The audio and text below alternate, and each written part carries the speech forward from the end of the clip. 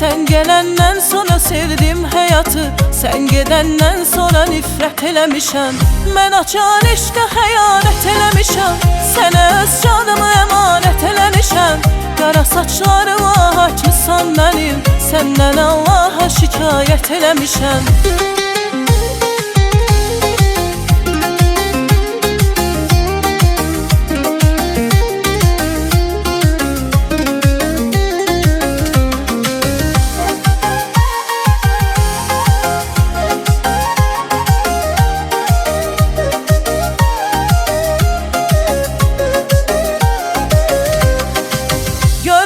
Yazmamışam, ne yazmışam?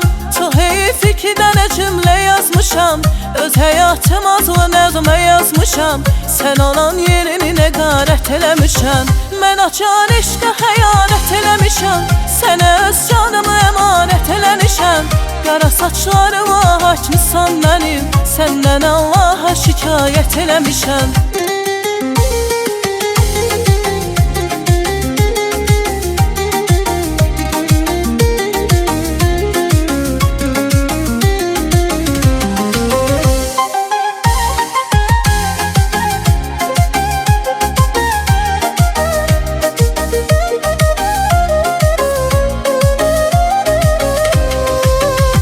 Açan eşqə xəyanət eləmişəm, sənə öz canımı əmanət eləmişəm.